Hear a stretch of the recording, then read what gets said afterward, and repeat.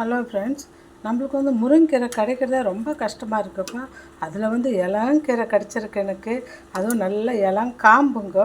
அதை நல்லா கட் பண்ணி வச்சுருக்கேன்ப்பா. அது மட்டும் இல்லாமல் நான் வந்து இது நம்ம வந்து மூக்கடல ஊற வச்சோம்னா நல்லா 2-3 வாட்டி கழுவிட்டு ஊற வச்சிட்டோம்னா அந்த தண்ணி ஊறின தண்ணி வேஸ்ட் பண்ணாதீங்க. அதில் தான் ரொம்ப சத்து இருக்குது.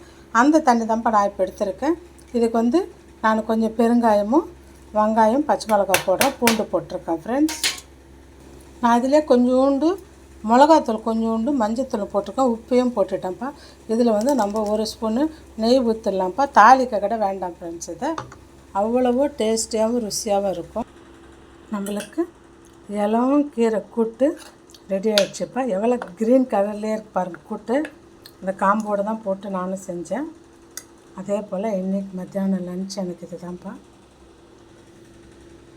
இறா குழம்பு, முருங்கைக்கீரை கூட்டு, முட்டை, களி. இந்த என்ன களி சொல்லுங்கள்? கம்பங்களி.